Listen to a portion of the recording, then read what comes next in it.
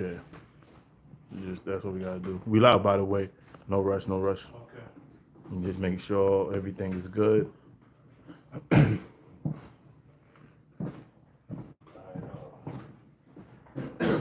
check the feed.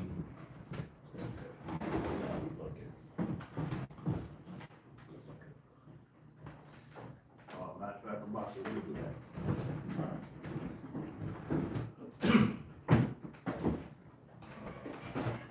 Yeah, we got it.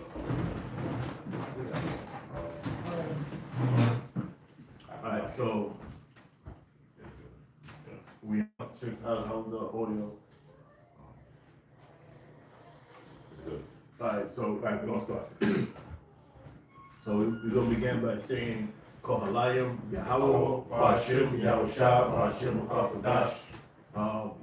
We're gonna give double honors to the Apostle Great Millstone, Shalom to the hopeful elect, and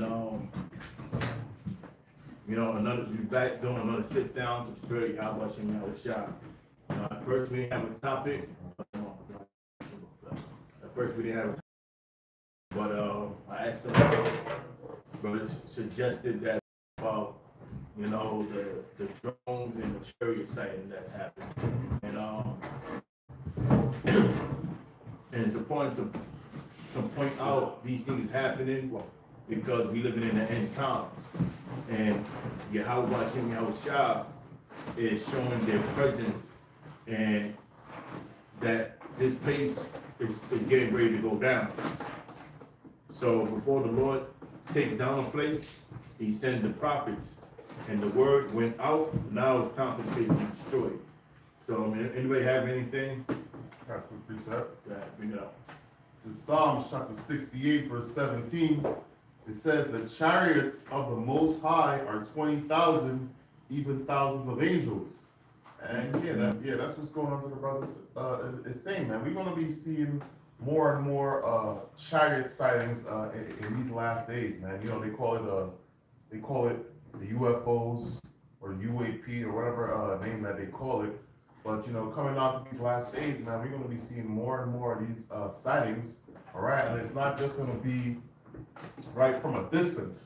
All right, it's going to be a little more closer in your face as time goes on, man. All right, and these are not aliens. Okay, these are not aliens with little green men or anything like that. All right, these are the chariots of Yahweh Hashem Yahweh Shai, man. All right, these are the chariots of the Lord. These are the angels are in these chariots, man. All right, you already see a lot of insiders, if you want to put it that way. They differentiate the difference between the chariots and these drones. All right, there's a difference. They had a situation where one of the chariots knocked down a couple of drones or whatever it is, man. But you're gonna start seeing the difference, man. All right, and these are come from Yahweh Hashem Yahweh Shai. All right, the scriptures say what, man? Exodus 15:3. All right, the Lord is a man of war. All right, and the chariots are part of his army, man. Okay. So that's it. That's it. Yeah, like the brother said, that's pretty much what's going on. Me in that time. And these UAPs, or what the world identifies as UFOs, it is manifesting themselves more and more. Now we understand what these chariots are. We know these angels of the Yahweh Yahweh Shah. That's what they are. Whereas the world is still trying to figure out what they are. But we know because we have the secrets of the scriptures. You got something? Yeah, bring it up. This is Amos chapter 9, verse 8. It says, behold, the eyes of the Lord power are upon the sinful kingdom. And now, what's the eyes of the Lord? The eyes of the Lord are the angels. And it says the eyes of the Lord upon the sinful kingdom. Now the sinful kingdom, we can reference to it towards America. Because America is built of what? Sin. What is sin? The breaking of the law of Yahweh Hashem Yahweh Shah. And the eyes is making reference to the angels. So that's why you have these orbs in the sky that they cannot explain where it's coming from. Go ahead. And thou will destroy it from off the face of the earth, Aerial phenomenon. saving, They stay with this aerial phenomenon. Go ahead. and thou will destroy it from off the face of the earth, saving that I will not utterly destroy the house of Jacob, saith the Lord. Now, the house of Jacob is comprised of all the 12 tribes. Now, he said he's not going to utterly destroy the house of Jacob. Now, the word utterly meaning completely, because he is going to destroy the house of Jacob. That's the 2/3. But the Lord has a plan to reserve an election to himself and destroy 2/3. So the Lord's going to do an ethnic cleansing. Okay? See, verse 9 says, For lo, I will command, and thou wilt sift the house of Israel among all nations, like as corn is sifted in a sieve, yet shall not the least grain fall upon the earth. Right, so the elect is scattered to the four corners of the earth. And the elect is going to come from the four corners of the earth. But when you read about the 2/3, the 2/3 comprised of Israel, that is in America. Right? Verse 10, Amos chapter 9, verse 10. All the sinners of my people shall die by the sword, which say, the evil shall not overtake nor prevent us. Mm-hmm. Go ahead. All right. In that day will I raise up the tabernacle of David that is fallen, and close up the breaches thereof. Now the tabernacle of David is the house of David. And when David ruled, all 12 tribes is under David's reign, under David's control. And it says the Lord's going to close the breaches. The breaches are the differences that the tribes have among each other. So it's no longer be two kingdoms, or the house of Israel or the house of Judah. They're all going to come back as being one. Go ahead. And thou will raise up his ruins, and I will build it as in the days of old, that they may possess the remnant of Edom, and all of the heathen which are called by my name, saith the Lord that doeth this. Right, those are the lands. And the land of Esau, we're going to possess the land of Esau, because eventually Esau is going to be destroyed. Go ahead. Behold, the days come, saith the Lord, that the plowman shall overtake the reaper. That's all we need on that. Let's, you had something? No. I got something. Go ahead, bring it up. Zechariah chapter 5, verse 1. It says, Then I turned and lifted up mine eyes and looked, and behold, a flying robe. You gotta bring it up. Right. Yeah, so the prophet Zechariah, he saw a flying robe. Now, the robe represents what the scriptures identify as the chariots. Okay? The chariots of the Lord, man. Which, scriptures let you know that the chariots, it was a pillar of the cloud by day and a flame of fire by night. All right, it said that in the book of, I believe in the book of Exodus. Okay? So he's describing a chariot. All right, chariots which are generally in a circular motion. All right, when you see pictures or sightings of so-called UFOs, they usually come in a circular appearance. Okay? It says, and he said unto me, What seest thou? And I answered, I see a flying robe. The length thereof is 20 cubits, and the breadth thereof is 10 cubits. So he's describing the size of the chariot. Okay, chariots come in all different sizes, all right, shapes primarily, like it says right here, it's talking about a circular shape because of the robe. Okay, and it says, Then said he unto me, This is the curse that goeth forth over the face of the whole earth, right? Because these chariots, you know, the appearance of these chariots is not an indication of peace from Yahweh Bashem Yahushua. Why is that? Because the wicked bear rule. The earth is given to the hand of the wicked. And the Most High is not dealing with these other nations. Okay? And the chariots, all right, the scriptures talk about prophecies concerning the chariots and what they're going to do. Okay? It's low, you know, low, and we're going to get into some of those scriptures as the time goes on in this lesson. All right? So it's pretty much, it's a blessing to us and a curse to Esau. Because I got something real quick. As you read Isaiah 31 and 5, matter of fact, I began at 4. Okay, I start at 4. It says, "For thus hath the Lord spoken unto me, like as the lion and the young lion roaring on his prey, with a multitude of shepherds is called forth against them, he will not be afraid of their voice, nor abase himself for the noise of them. So shall the Lord of hosts come down to fight for Mount Zion and for the hill thereof." So the Lord's coming down to fight for us. That's a blessing for us, because he's on our side. He's he's in there to defend us. So if he's defending us, that means somebody is going to be on the offense side. That's Esau. So it's a curse unto him. Now verse 5, "As birds flying, so will the Lord of hosts defend Jerusalem, defending also, he will deliver it, and passing over, he will preserve it." That's it. Look, Mm-hmm.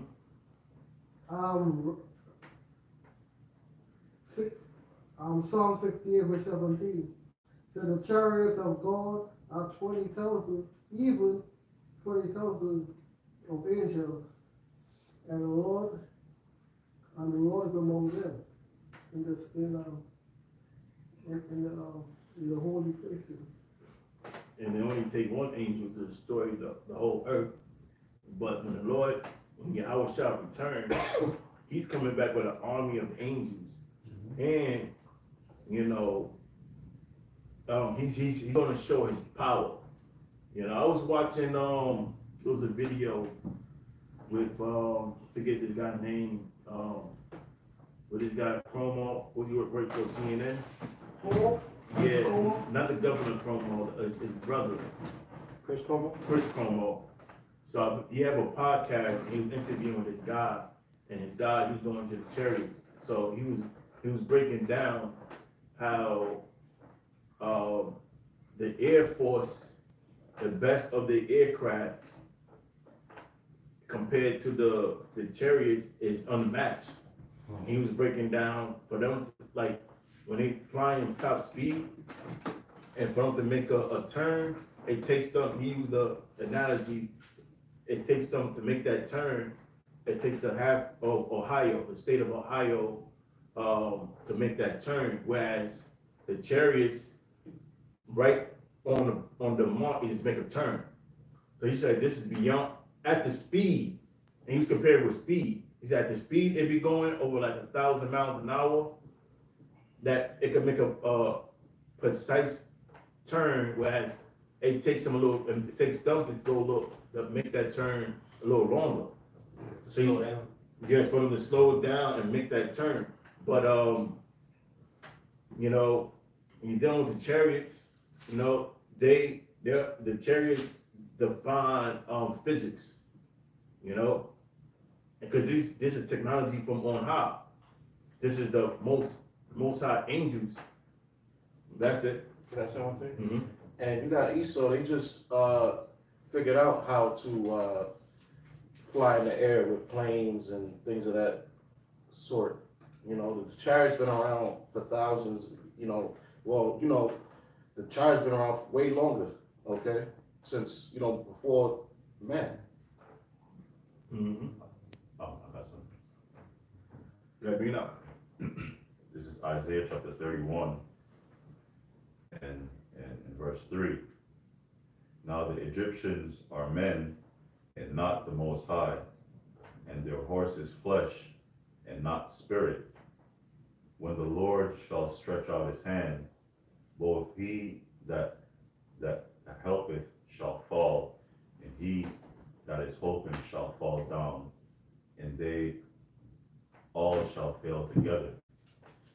Yeah, now the Egyptians is talking about, the modern day, the modern day Egyptians are the so-called white people, Edomites, because they're in control of the earth, and America is spiritually Egypt because this is where the Israelites are in captivity. And it says, and their horses flesh and not spirit. This is what the elder brother just said. Their horse is talking about their power, their jets, their military vehicles. It takes the state of Ohio to make a turn, but the chariots of the Lord, which are not flesh, is not of this world, is from the spirit world. They can do things that these people can't explain, and they can't match it. That's what it's talking about. It's not spirit. These vehicles, these military vehicles it can't compare to the chariots. That movie Top Gun Maverick. Okay, brother saw it in the beginning. He's basically test driving a brand new jet, and he's trying to go Mach 5 or something like that. So Mach 5 to the chariots, that's nothing. They go Mach whatever, Mach 10, Mach 20. Once you go Mach 5 on them jets, like they showed in the movie, the jets started falling apart. They couldn't take the pressure. Okay, so how could those jets stand up to the speed of those chariots? Let alone make any maneuvers. Even driving a car, once you hit over 100, you can't afford to twist the wheel. You won't flip. But these chariots at speed that's unknown to man, they have total control. Awesome. That's right. I got some brothers. I'm got it right now. This is on Habakkuk 3, and I'll start at 2. I start at 1. It says, a prayer of Habakkuk the prophet unto Shigionoth. It says, Habakkuk 3 and 2, O Lord, O Yahweh, I have heard thy speech and was afraid. O Lord, revive thy work in the midst of the years, which is going into the prophecies. Okay, it's the reason why Habakkuk was afraid, because he showed the prophecies that's going to fall upon this place, and because he also knew he would be here in that time through reincarnation. It says, revive thy works in the midst of the years, in the midst of the years make known. In wrath, remember mercy, like we we're going into earlier. When we're doing these chariots, they're going to deliver the elect, but it's going to be destruction in hell for 2/3 and these other heathen nations, especially here in America. Okay, so in wrath, remember mercy. That's just how much destruction is going to come upon this place. You wonder if it's going to be delivered. Scripture said, "Mercy shall scarcely be saved." It says the Most High came from Teman, the Holy One from Mount Paran, which is it's in the east, Selah. His glory covered the heavens, and the earth was full of his praise. And what's the glory that covers the heavens? See, the Lord is coming, the one you're going to call God, it's like Jesus Christ, his real name is Yahweh Shai. Okay? And he's a dark-skinned man with white woolly hair, according to Revelations. All right? And when it comes with that glory that's going to cover the heavens, is what? Those chariots. You want to call them UFOs, right? You want to call them drones, you're going to find out exactly what it is in that time.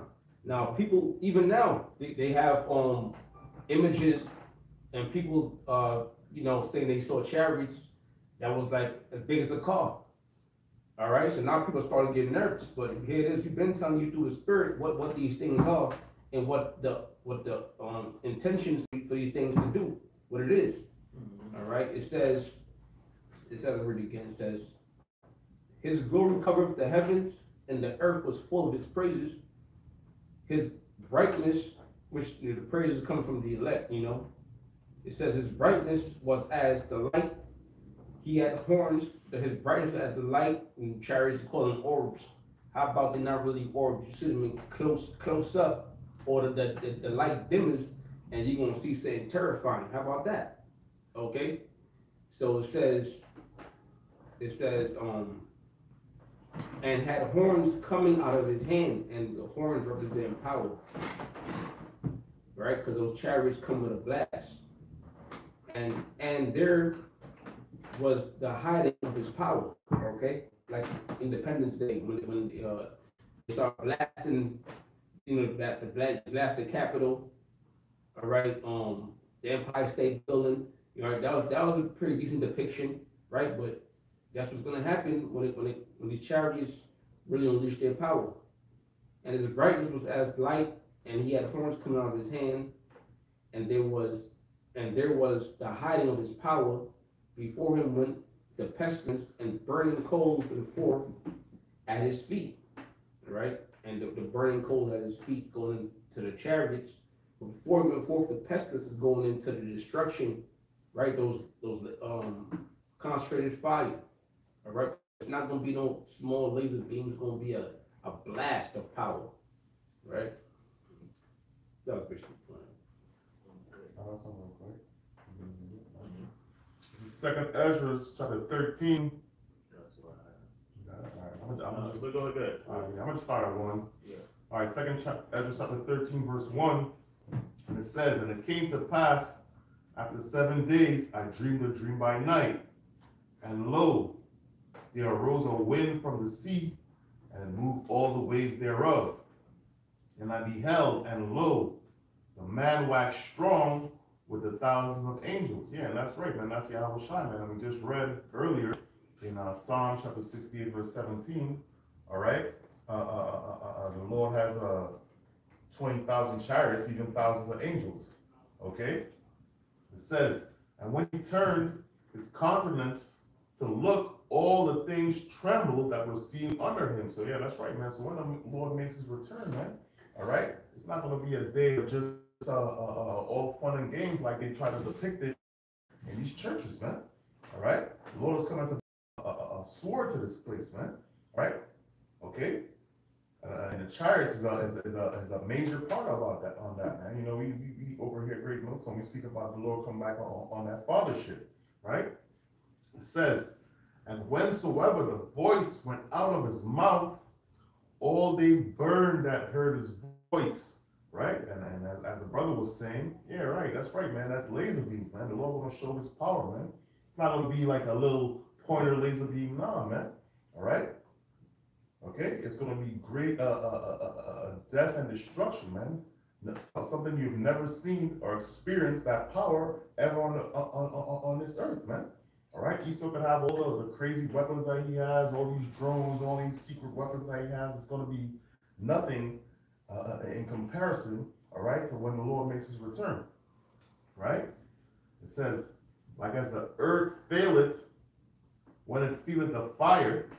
It says, and after this I beheld, and lo, there was gathered together a multitude of men out of the number from the four winds of heaven to subdue the men that came out of the sea. And that's, you know, we go into what, man, you know, when World War III is going to be active, all right, in the valley of Yahweh Shaphat, all right, I believe it was Ronald Reagan said, what, man, let's put aside our differences to fight against an alien force, man. And that's what they could do, man. Right? All these countries that are involved in World War III, hey, man, they're going to put aside their differences to fight against the Lord, man. All right? All these things are, you know, as you see, these are prophecies that will come to pass. Right? It says, but I beheld, and lo, we get the sea. The sea is represented towards space. Okay. Right? It says, but I beheld, and lo, he had graved himself a great mountain and flew upon it. Yeah, that's right, man. And that's how great the chariot is going to be, man. The Lord, when the Lord comes back, man. All right, Ezra's like looking like, yo, what mountain did this chariot come out from, man? Right?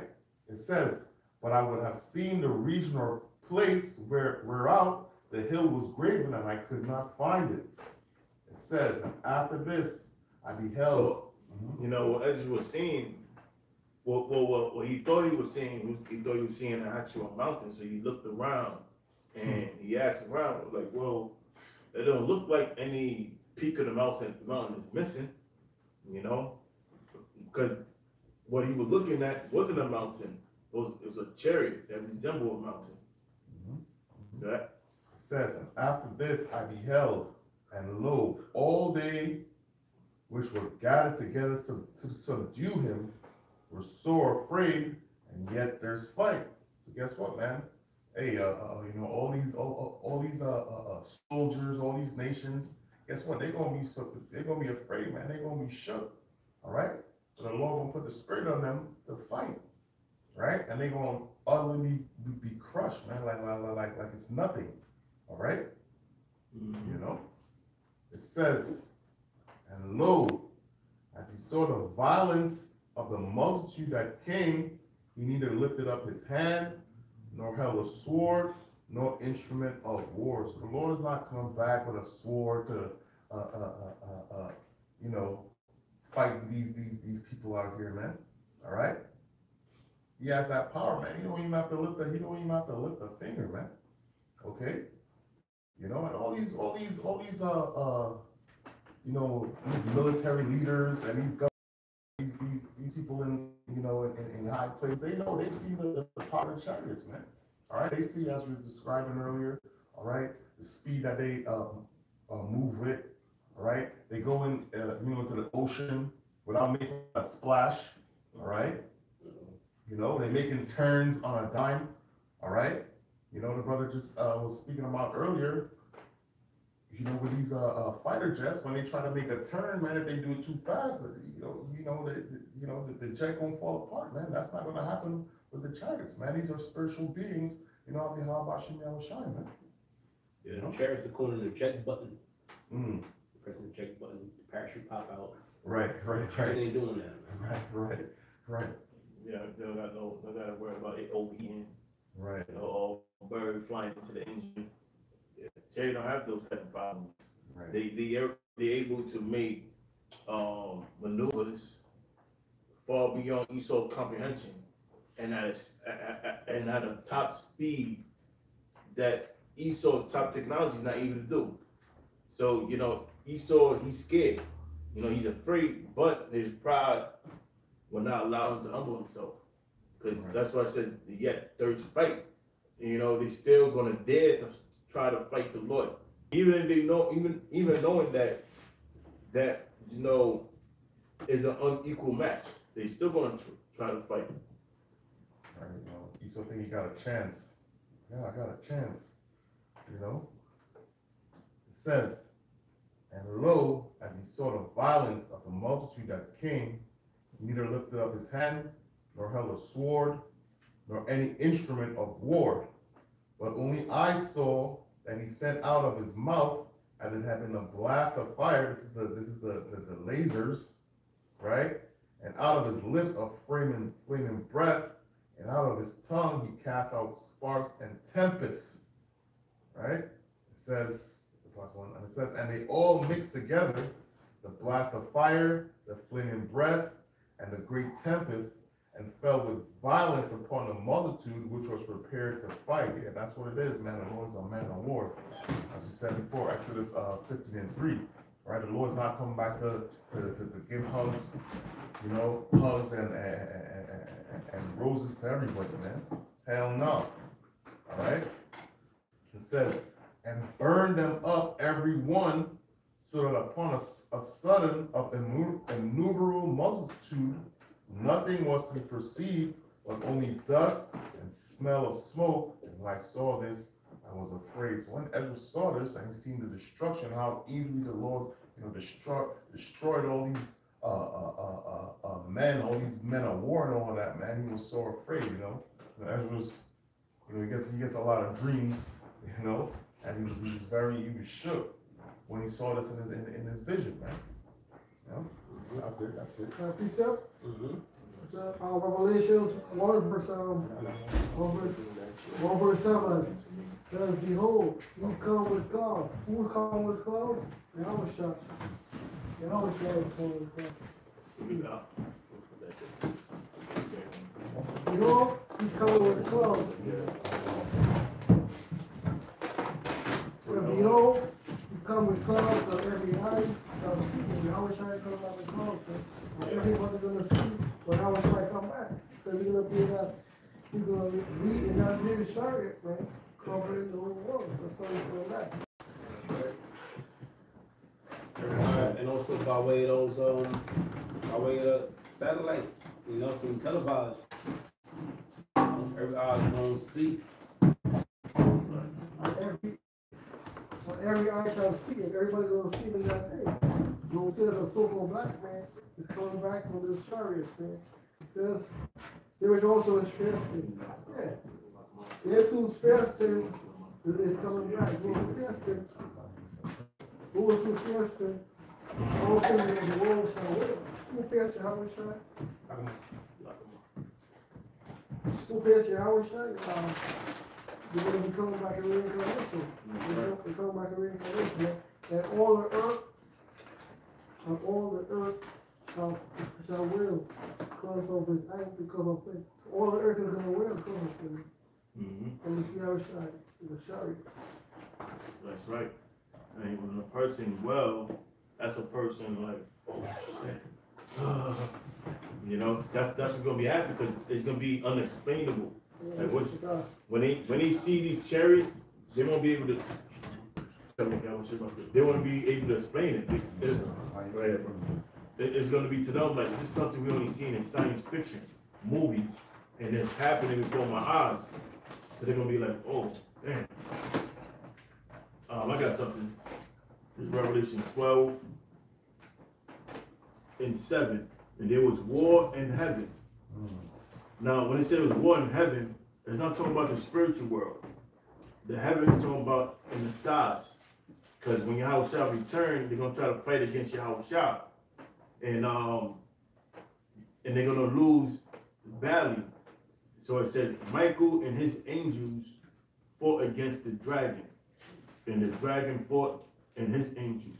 Now the dragon is referencing toward America. And America, like American system. Which is the dragon is comprised of NATO and the EU. So they're gonna try to fight against Yahweh Shah, but they're gonna lose. And it says, and prevail not, neither was their place found anymore in heaven. And the great dragon was cast out, that old serpent called the devil and Satan, which deceiveth the whole world. And he was cast out into the earth, and his angels was cast out with him. So cast out to the earth, meaning being brought down, you know, and that's what happened. Esau's kingdom is going to be brought down because Yahweh Shah, he's going to make sure of that. I got something. Okay. It's Revelation chapter 19, verse 11. And I saw heaven open, and behold, a white horse, and he that sat upon him was called Faithful and True, and in righteousness he doth judge and make war. Right, so what the Apostle John is saying is the second coming of our Lord Yahweh Shalom Mashiach. It says he come with a white horse, that represents the chariots. In the world, it can be called spaceship, UFOs, UAPs, but through the spirit of Yahweh Shemel Shah, the servants, the prophets, we know them to be the chariots of Israel. It says, and he that sat upon him was called Faithful and True, which is our Lord Yahweh Shah. It says, in righteousness he doth judge and make war. Right, because Lord Yahweh Shah is coming to bring judgment upon the earth. Why? Because it's ran in wickedness by Esau, Edom, the so-called white man. And Lord Yahweh Shah is coming to bring vengeance upon our enemies because all the criminal acts they have done unto the children of Israel, or the so-called Negroes, Latinos, and Native American Indians. So he's coming to wage war, and kingdoms be brought down through war. So this kingdom that we're in here today is Esau's kingdom, and it's going to be brought down by war, which is the Third World War. And after this kingdom be brought down, the kingdom of Yahweh Shemel Shah will be established, which will be a kingdom that's reigning in righteousness.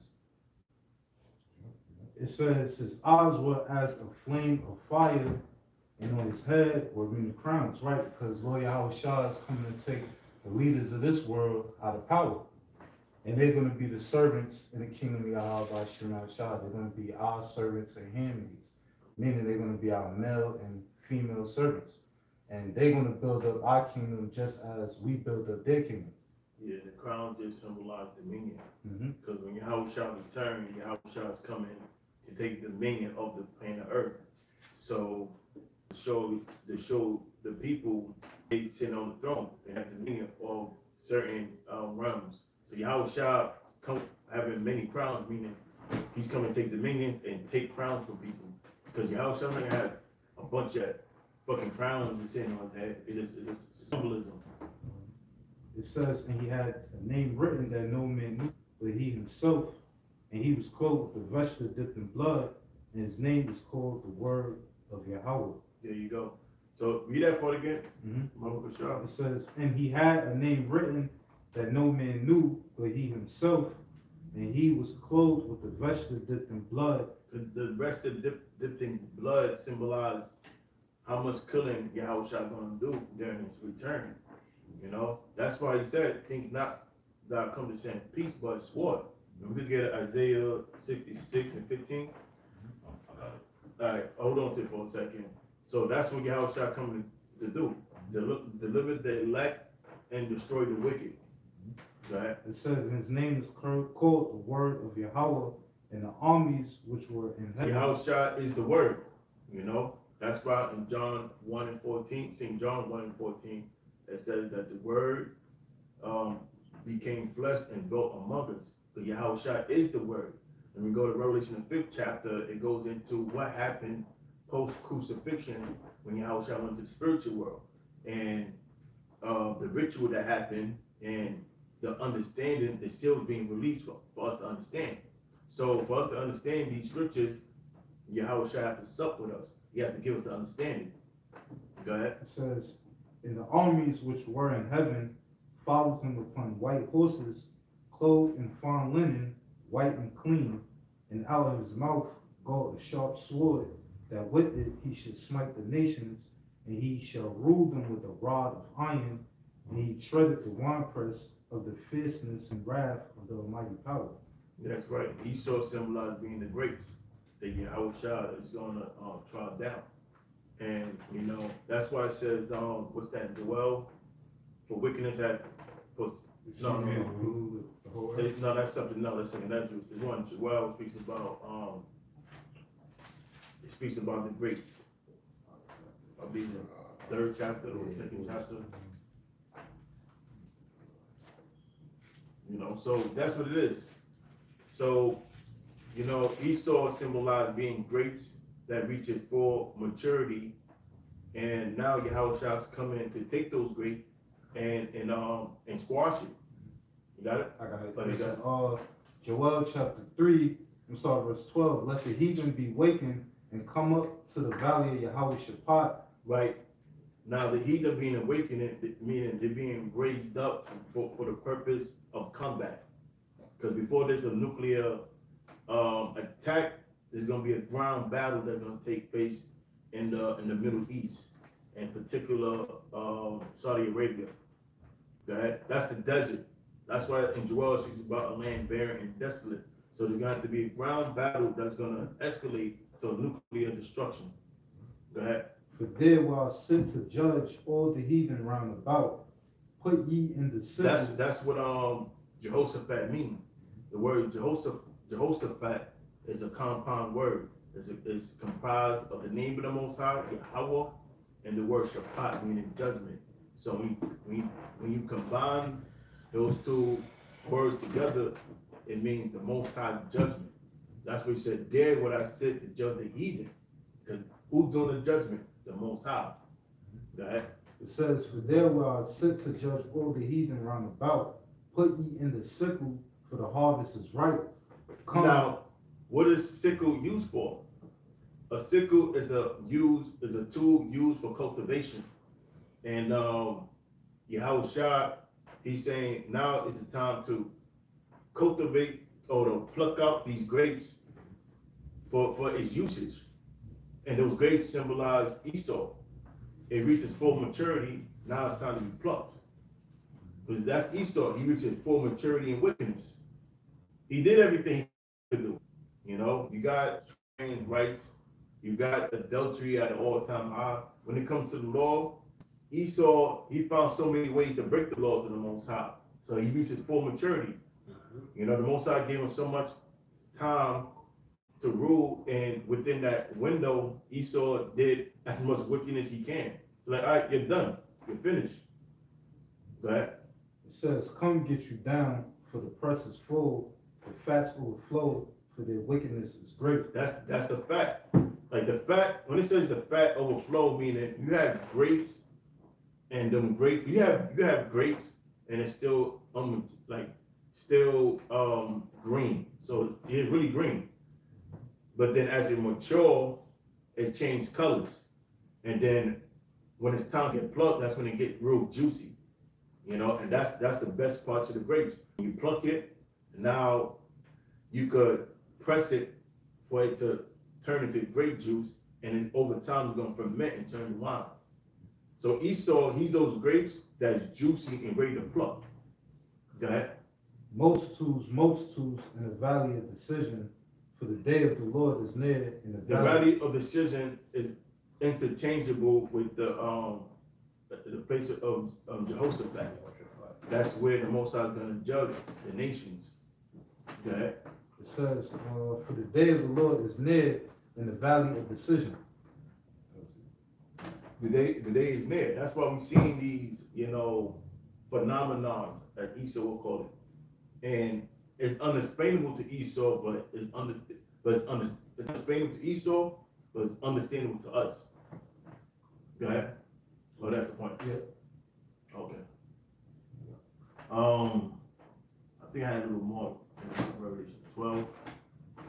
No, that was it. I got 14 real quick. Gotta bring it up. Just straight to the point. Revelations 14 and 18. And another angel came out from the altar, which had power over fire, and cried with a loud cry to him that had the sharp sickle, saying, thrust in thy sharp sickle, and gather the cluster of the vine of the earth, for her grapes are fully ripe. Mm-hmm. And like you mentioned, you know, the grapes is going into Esau, right? Which are fully ripe. You know, they ripen their wickedness. Okay, you know, I'll also add on to that. You know, the Lord's going to take Esau out at the highest state of his power. All right, Esau's at the highest stage via his technology. All right, it says, and the angel thrust in the sickle into the earth and gathered the vine of the earth and cast it into the great winepress of the wrath of the Most High. Mm-hmm. And that's going into what? That fire. Okay, that's second death. Right. Oh, I got something real quick. This is Matthew 13. Let me just read 39 to the point. The enemy that sowed them is the devil. The harvest is the end of the world, and the reapers are the angels. That's it. That's right. That's it. This is Isaiah 26, verse 20. It says, come, my people, into thy chambers, and shut thy doors about thee. Hide thyself, as it were, for a little moment, until the indignation be overpassed. Right. So this is a prophecy going into when the Most High delivers his elect from the nuclear destruction, which is synonymous with the lake of fire. All right, the lake of fire is going to partake in the land of America by the way of them intercontinental ballistic missiles. All right, being sent over here by their enemies, okay, during the time of World War III. Okay, so this whole entire land is going to be engulfed in nuclear fire, and the only way to escape that nuclear fire, if you're here in the land of America, is to be beamed up into chariots, which that's only reserved for the elect of the nation of Israel, so-called Negroes, Latinos, Native Americans, and the Israelites scattered. Okay. Hey, when that fire hits America, right? America becomes ground zero. via those nuclear missiles, the earth, the surface gets as hot as the sun. All right, now there's already images of those, the chariots of Heavenly Father, which you people call, which America, I say America calls UFOs. All right, they go in and out the sun all the time. You know, who knows? That's how we got found out in the kingdom, in and out of the sun. Okay, now, this place being destroyed, it makes sense for the only way to be saved is by way of those chariots, man. Because Esau ain't gonna let you in those underground bunkers. You know, some of those underground bunkers gonna be destroyed, but you know, for the elites, they're gonna be kept away pretty safe. Why? Because they're gonna be part of the first fruits of slavery. Right. And this is the scriptures called the second death, all right, which is the Most High bringing massive death in massive numbers, just like he did during the days of Noah, during the time of the flood. All right, and you know, just like you know, Noah had to build the ark and the door had to be shut. You know, Yahweh Shemel Shad shut the door, all right, because you had people at that time, all right, that was kin to Noah or that was around Noah at that time. They was trying to get into the ark, and the Most High didn't let them in. Why? Because they wasn't part of the elect. Okay, and the same thing in this time, man. Salvation is only for the elect of the nation of Israel, man. Okay, a 2/3 Israelite is not going to get beamed up into the chariot. Not all Israel is going to get beamed up into the chariots, man. All right, so if you're not the elect and you're in America during that time, man, you're going to be burned up in them chariots, man. I mean, burned up in that nuclear destruction. Okay, it says, hide thyself as it were for a little moment until the any nation be overpassed. Right, so while that fire is burning, the elect, they're going to be caught up together, like the scripture say in 1 Thessalonians, the 4th chapter, we're going to meet the Lord in the air. All right, now the reason why I said that is because why? You know, the elect, no one will be the elect, is going to be hid from the indignation via them chariots of the Lord, man. Okay, just like Noah and his wife and his 3 sons and their wives, the 8 souls that was in the ark, and the creatures, the animals, all right, they was preserved, man, till the Lord's indignation was overpassed. All right, so the waters dried up from the flood. That's it. I got something real quick. This is Psalms 91, and I'm going to straight to the point, verse 4. He shall cover thee with his feathers, and under his wings shalt thou trust. His truth should be thy shield and buckler. So yeah, that's the protection that we're gonna get from the Most High. And so the Most High referenced himself as a bird, protecting, shielding their young through their wings, and that's how we're gonna be protected through the chariots. That's it. This is Isaiah chapter 63, verse 1. Oh, before you read it, let me just read it real quick, since I said that, right? This is Matthew 23 and 37. O Jerusalem, Jerusalem, thou that killest the prophets and stonest them which are sent unto thee. How often would I have gathered thy children together, even as a hen gathered her chickens under her wings, and he will not. So the Most High make an analogy as he gathered his chickens, meaning he protects. You know, like a chicken, like a hen protect its shield its young. That's how the Most High is going to shield us from the evils to come, or from the dangers to come. That's it. This is Isaiah chapter 63, verse 1.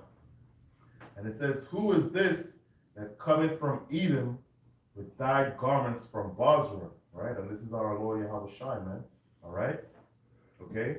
It says dyed garments from Bozrah. Bozrah is one of the capital cities of these Edomites, all right? The so-called white people, all right? says, this that is glorious in his apparel, traveling in greatness of his strength, I that speak in righteousness might just say, and that's our Lord Yahweh Shai, man. All right, thy garments from bosom. You know, the brother was, the elder brother was speaking earlier about the grapes. All right, the Lord is not gonna have blood on his garments. All right, but this is a symbolic, man. You know, showing the amount of what blood that the Lord is gonna shed when he makes his return, man. All right, crushing all these nations, starting off with who, man? Esau, Edom, man. All right, the so-called white man. Okay, it says what? Wherefore art thou red in thine apparel, and thy garments like him that treadeth in the wine fat. Yeah, that's right, man. So if you tread in some grapes, man, you're gonna have the blood of the grapes, you know, all over your clothes, man. All right, you know, they stomp the grapes. You know, that's the old way of making the wine. They stomp the grapes with their foot, and they get the blood of the grapes all over them. That's symbolic of how the Lord, all right, is about to, you know, shed blood of all these nations when he makes his return, man. Right? It says what? I have trodden the winepress alone, and of the people there was none with me. All right, for I will tread them in my anger and trample them in my fury, man. And the scriptures say what, man? The Lord is angry with the wicked every day, man. All right, the sins that he said have reached up to the heaven, man. All right, if you see how the world is being operated right now, all right, it's in a wicked spirit, man. Everything goes contrary to the scriptures. All right, we see the LGBT is being pushed prominent. All right, transgender, the transformer agenda is being pushed. All right, the man, the woman, the child, everything is out of order. The air is polluted, the music is polluted. So guess what, man? Hey, everything that's the way how the world is being run right now is contrary with Yahweh Shem Shai, and he's angry, man. All right, and when the Lord comes back, man, it's going to be what? New management on the earth, man. All right. Yeah, the mirth of this land is dwindling too. Like Scripture said, the mirth shall cease. You know, you see the life being taken out of this place.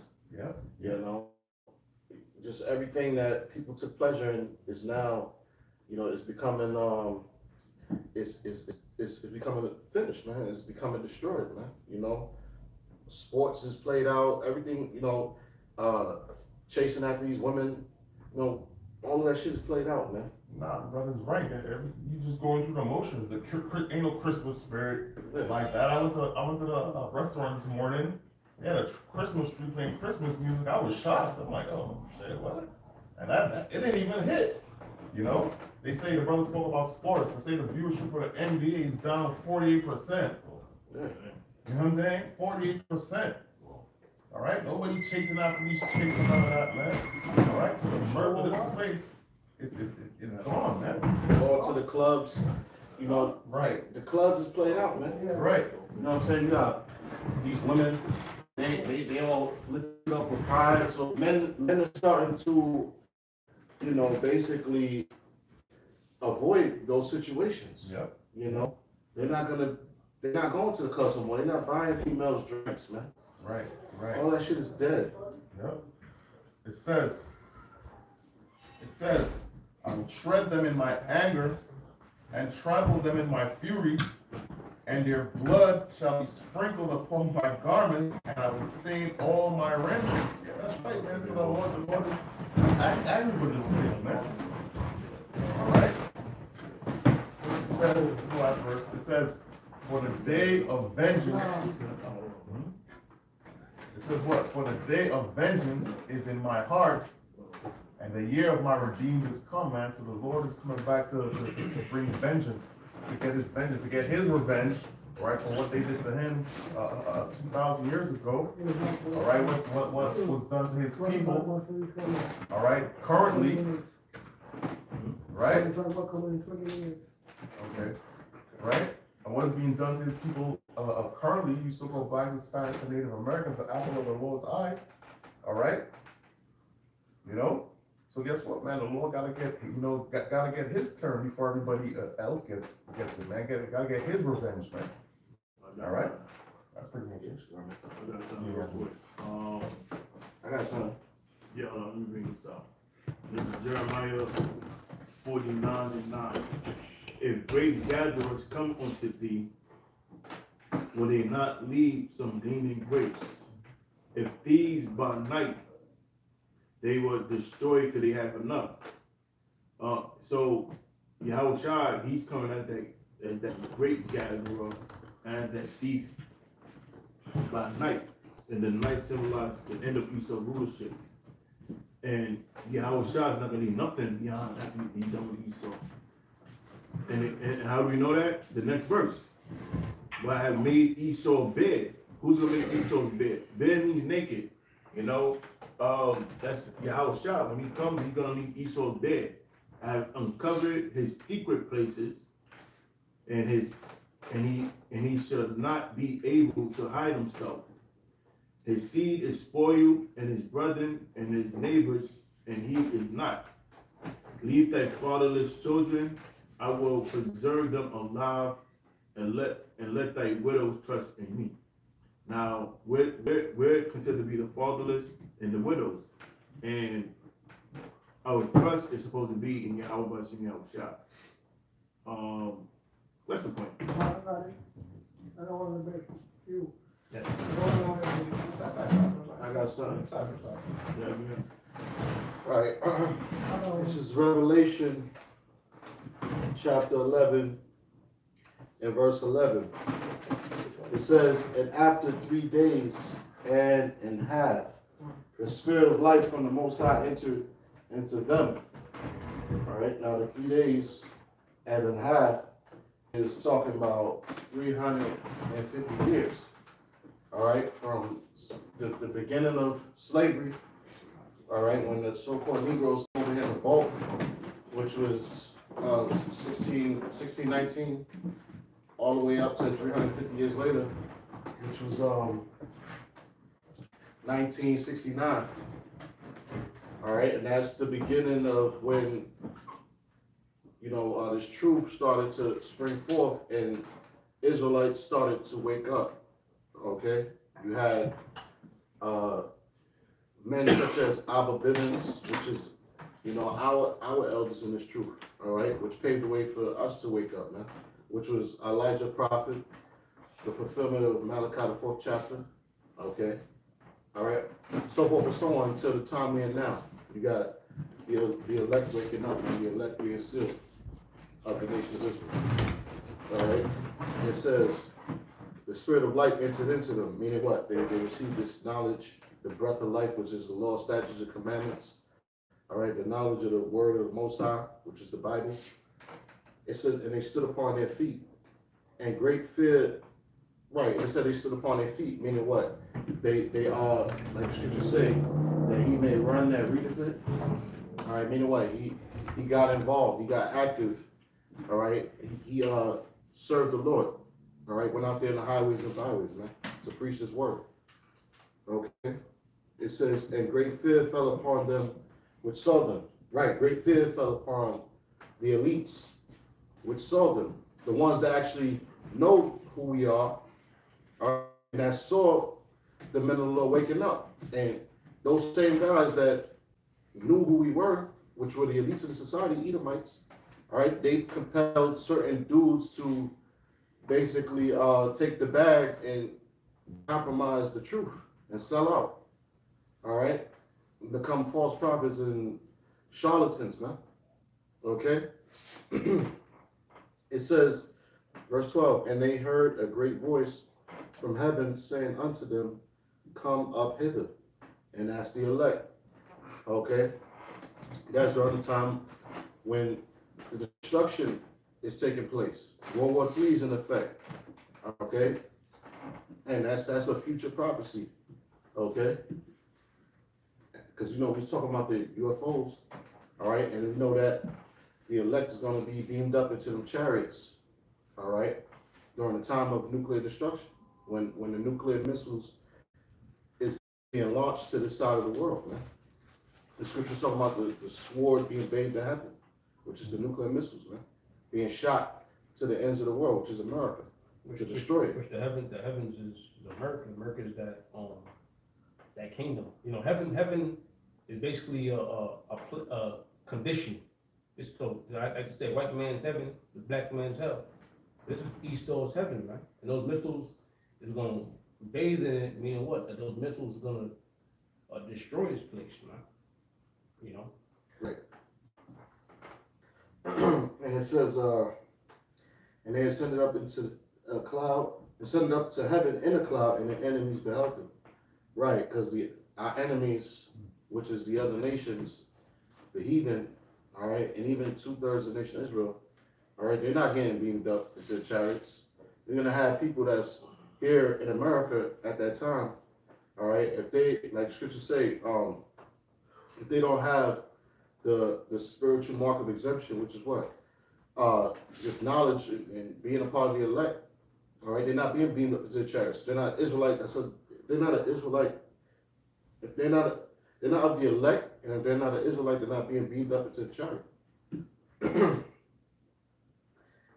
All right, and that's it. Isaiah 66 verse 15, it says, for behold, he cometh with fire. This is how the Most High, this is Yahweh Shai is coming back. Yahweh is coming back, man, with fire. Behold, he comes with fire, he's coming with those chariots. And when his chariots like a woman, his chariots is gonna be like a woman, everybody gonna see the fellowship from it, up in the whole world. He's like a woman. And his anger and his fury shall be with flames and fire. The Lord is very angry, man. He's very angry at who? The super white man, the Edomites, who put our people in slavery. I'll say that we are the Israelites, so others put us and do other crazy stuff to us, man. Verse 16. For by fire shall he feed all flesh. So by fire, the Most High is going to be killing the people. Billions of people are going to be dying in that day, man. To be feeding all flesh, man. And the slain of the Lord shall be many. The Lord will have many that day. Right. Those lasers, you know, zapping you, the wicked of this earth, man. The slain will be many, because why? Wicked are the many, you know, many are wicked. Esau, Edom, the heathen nations, and 2/3, they're following these heathen nations and Esau. Yep. I got some precept for that brothers were putting to. This is we learned 350 years. This is Matthew chapter 13, verse 24. A parable put he forth unto them, saying, the kingdom of heaven is likened unto a man which sowed good seed in his field. So a man got his property, got his field, he's sowing, good property for his field. But while men slept, his enemy came and sowed tares among the wheat and went away. So you have wheat and you got tares, right? So while he slept, while he wasn't aware, his enemies came and they sowed tares among the wheat. Now we were sleeping until that time, late 60s, early 70s, when truth really started being pushed. Because prior to that time, in 69, we was jigging, in early 70s, we was jigging to 5%ers, they was into Nation of Islam, Christians, so on and so forth, right? And think about it, what was the truth really pushed? In Harlem, when we started. That's where a lot of other stuff was going on, Yep. And so it says, but when the blade was sprung up and brought forth fruit, then appeared the tares also. Now you look at that word blade in the Greek. Look at that real quick. This thing hold up. Strong's G 5528. Chartas in Greek. And that word there is, when you look it up, is provender. Now provender is this food for domestic animals. But in this sense, this food is what? This word is truth. So it says, but when the blade was sprung up, and when the truth started being pushed and brought forth fruit, then appeared the tares also. Not just, when I was there talking about tares, you had false teachers, people teaching false doctrines, Tares also, you got people that look like Jake that's not. But at this time in Yahushua, you got to remember, you had the Pharisees. They were teaching their own doctrines. So it says, for when the blade was sprung up and brought forth fruit, then appeared the tares also. So the servants of the household that came and said unto him, Sir, didst not thou sow good seed in thy field? From whence then hath the tares? Why is the tares here if you sow good seed in the field? Now, when you go into the history, in ancient Rome, there was a law called the Lex Aquilia. And it was a law that where a person was able to receive compensation if somebody destroyed their property. So you couldn't sow tares in somebody else's field. Because what happens is the wheat and the tares both look alike. But deep in the earth, the wheat, the tares can get tangled up in the root of the wheat. Right? So when they asked, they said, he said unto them, an enemy hath done this. The servant said unto him, well, thou then that we go and gather them up, you want us to gather them up? But he said, nay, no. That's why you gather up the tares, you root up also the wheat with them. So if you take the tares out the ground, the wheat will come out too, because deep within the earth, the roots are entangled. Just like when you got these false teachers. At time, as the wheat begins to mature, as the tares begin to mature, you can then tell the difference between the tares and the wheat. So you gotta let the time present itself. Let it be shown, let it be manifested. Like a lot of these guys on the internet, they were teaching one thing at one time, and then as the years went on, what eventually happened? They started teaching different things. You know, so you gotta let the wheat and the tares go together. You got those that are righteous, those are the wheat that's gonna be pulled up into them barns, which are the chariots, but then again, you got the tares. You can't deliver the wheat to salvation, because remember, the tares is among them too. So you gotta wait. Same thing with you got heathens that look like shape. You just can't beam them all up. It's gonna be in time. So it says, he said, nay, that's why he gathered up the tares, you would have also the wheat with them. And let both go together until the harvest.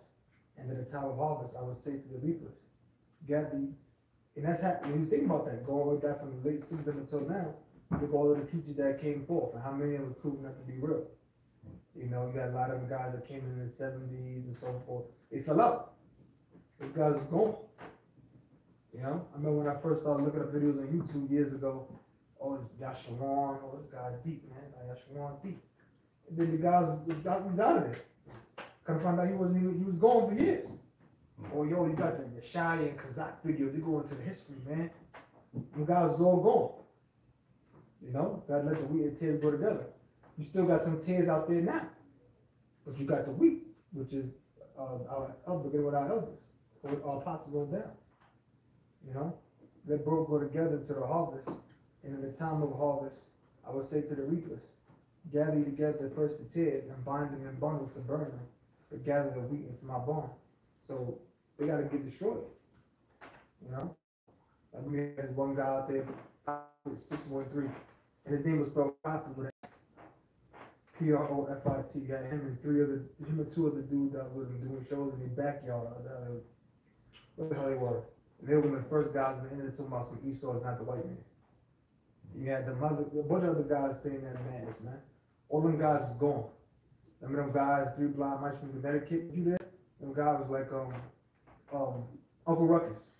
Remember them guys? Where them guys at? They still doing videos? No. They all gone.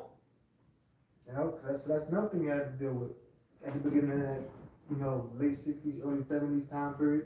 A lot of guys went around, but they left, man. You know? That was it. I got something. Yeah, this is Isaiah chapter It fell out. chapter 47 and verse 3. It says, thy nakedness shall be uncovered, yea, thy shame shall be seen. I will take vengeance, and I will not meet thee as a man. And the nakedness of Esau is being uncovered right now because the whole world is finding out about the wickedness, you know, that's going on in America by the whistleblowers, which mostly are Edomites, but then, you know, by the men of the Lord as well. Yeah. Because Jake is stupid. Like he said, the whistleblower is really Esau. If you go on Google and type in what race spends most time watching TV, what race spends the most time on social media? Go tell you black people. Jake. That's why all Jake do is talk about entertainment. Yo, Diddy, Jay-Z, and, you know, all of the crap. That's all Jake pays attention to. Jake don't pay attention to no real information. Thy shame Every shall, Jake now is an Illuminati expert. Yeah, that's old news. It's old news, man. Yo, Illuminati, yo, homie, yo, Illuminati, yo. They all, now they all Illuminati experts. And if you notice, whenever they talk about the Illuminati, you notice they only reference it to entertainment. And now they just caught up into whatever politics is going on amongst rappers or entertainers. Yeah. That's all they caught up into. Like this dickhead Omar Johnson, I hate that dude. This guy, every time he open his mouth, yo, see Jay-Z, Puff Daddy. Like, dude, like, you supposed to be some real black, thought-provoking dude, talking about real issues. He's an opportunist, man. All you black people is dumb. Sorry, now, man. yeah, thy shame shall be seen, and I will take vengeance, and I will not meet thee as a man. You know, Yahweh Shai, you know, when he comes back with the angels, you know, he's not gonna meet Esau like he did over 2,000 years ago when he was in the Roman Empire. That was when, you know, he was a sheep, you know, the lamb, and he was being sacrificed as a lamb for the sins of the nation of Israel. But now he's coming back, you know, to redeem the elect of Israel, and he's not gonna meet you as, you know, as being humble, as being a sheep. He's gonna come back as a lion of the tribe of Judah.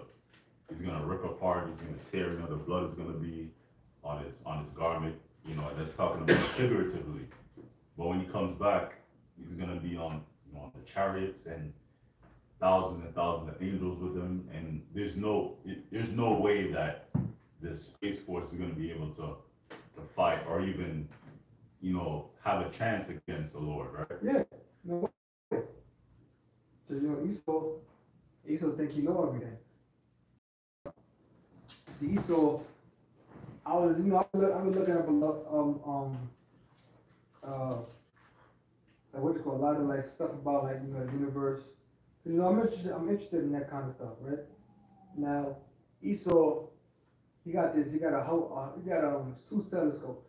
It's the Hubble telescope, and it's another telescope they got. What is it? It's a Hubble telescope and it's another telescope they got. Basically, one of the telescopes that he has, they can see like so-called billions of years in the past, for example. Not literally billions of years, like they're not really looking into the past, but they can see stuff in like far away galaxies, which is real. You still can do that. You got other galaxies out there. You got other planets out there. But Esau finding out through his telescope is that the universe is continually expanding. But the scriptures do speak about he's stretching out the heavens. So yeah, it is. It gotta keep expanding. If we're gonna rule for all eternity, it gotta keep expanding. But you know what Esau said? He said that the universe is expanding, so it's expanding faster than the speed of light. They said the speed of light is 600-something million miles an hour or some shit like that, or a second or something like that. They said they can't create nothing that even goes that fast. They can't create nothing that even goes nowhere near close to the speed of light. You know? They see they got something where they can move electrons like 99.999% of the speed of light, but they can't do it because it's the Most High is already continually expanding.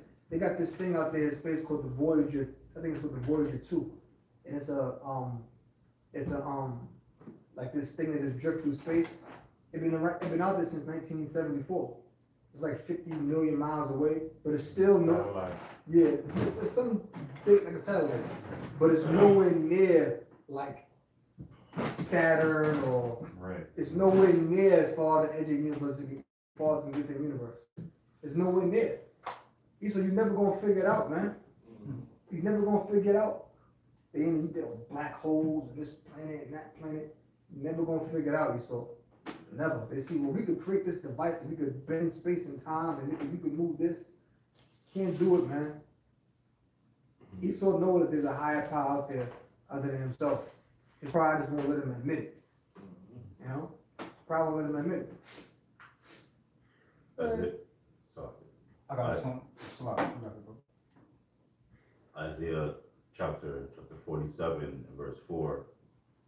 As for our Redeemer, the Lord of hosts is his name, the Holy One of Israel. Yeah, that's Yahweh Bashem Yahushai. Our Redeemer is Yahweh Shai, but he's coming in the name of the Lord. He's coming in the name of his Father, because his name means he's the deliverer. He's coming to redeem nor to buy back the nation of Israel. He's coming to deliver us, Lord will.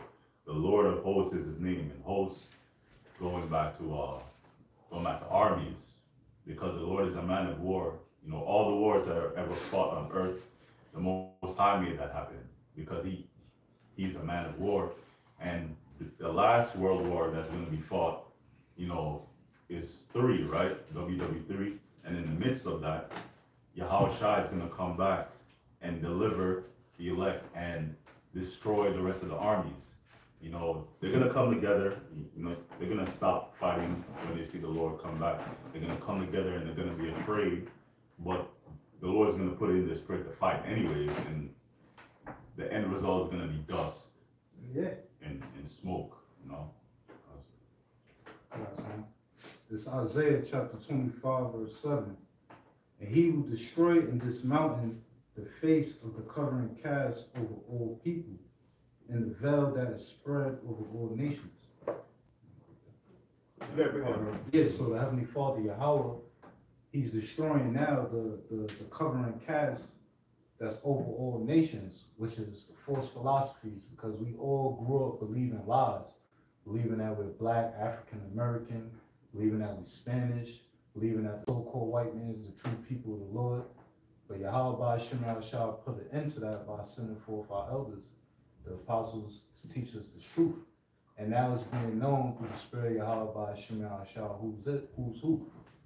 We, through the spirit of the Lord's mouth, the prophets, we letting it be known that Esau, Edom, is the wicked that the Bible speaks of.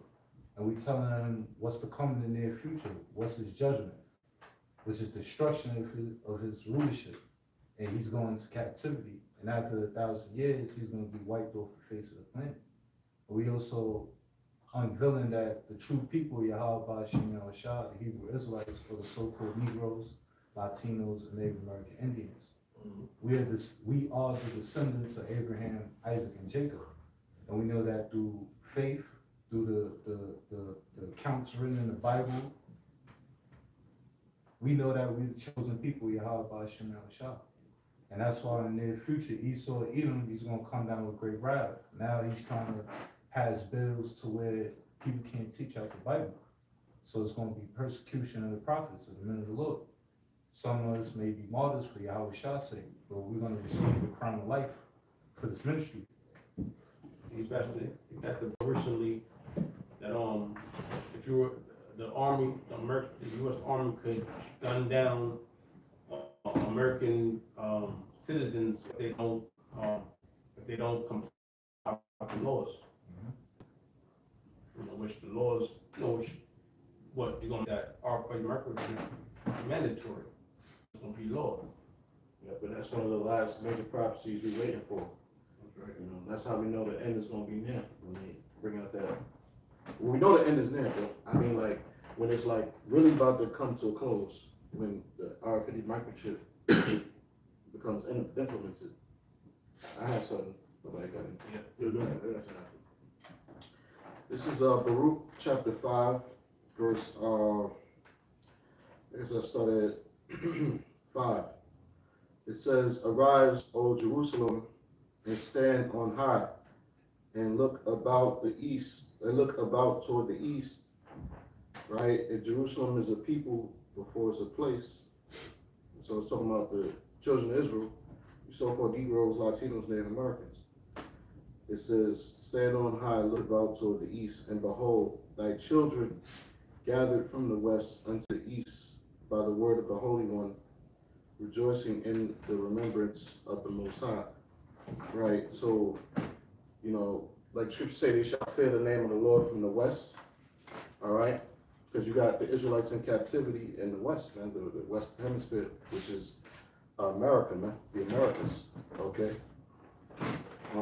And I'm gonna continue on, it says verse 6, for they departed from You thee. look at the word,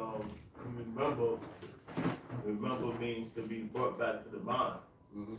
And, the way it was brought back to our mind is by the men that the Most High set up to teach us and open up their mind to receive the understanding. So, that's, read that part again. Right. It says, I'll just read it from again from the top. It says, Baruch 5:5, arise, O Jerusalem, and stand on high, and look about toward the east. Look about toward the east, because that's where Yahweh Shah is coming from. He's coming from the east, and he's making his way towards the west. And that's where the bulk of the deliverance is going to happen, here in the west, in America. And behold, thy children gathered from the west unto the east by the word of the Holy One. By the word of the Holy One. So that's us coming back to the knowledge of Yahweh and Yahweh Shah. That's when you read Zechariah, what is it, 3 and 9? Or is that Zephaniah 3 and 9? Yeah, It's Zephaniah 3 and 9. That then, when I turn to the people of pure tongue, that they may all call upon me. So that's us being gathered by the word, and what's comprised of the word is the name. Go ahead. Right. It says, rejoicing in the remembrance of the Most High. And rejoicing in the remembrance. So the knowledge is being brought back to our mind.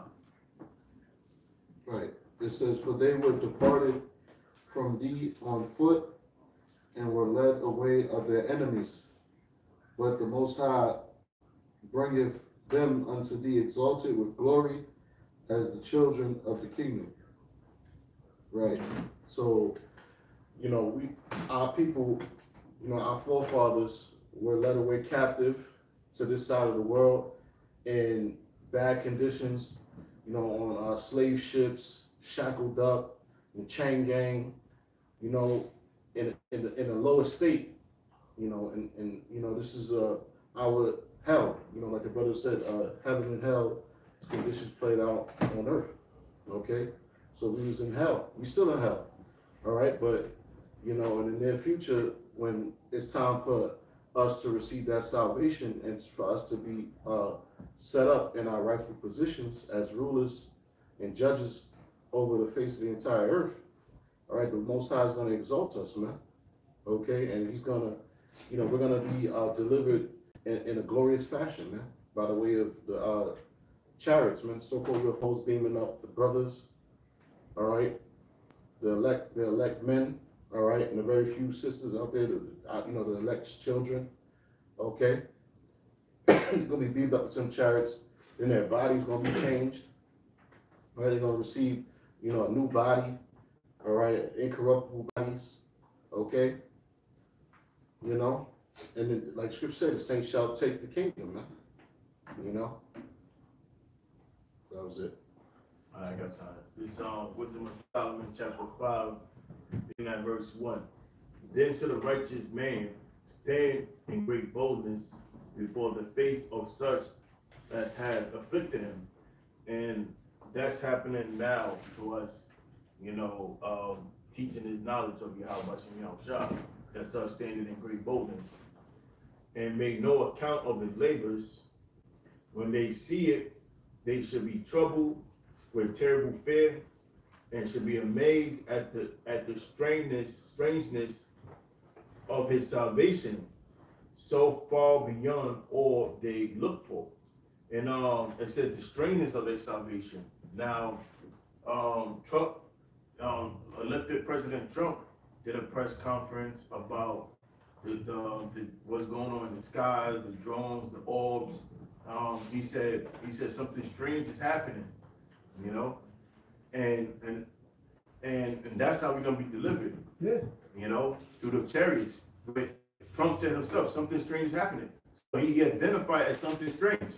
But it's gonna be manifest to the world, our salvation, by Yahweh Shah coming to deliver the elect. That's it. Got something for you. Matter of fact, it's not here. Yeah, that's the point. Got something real quick back there. It's Hosea chapter 1 verse 10.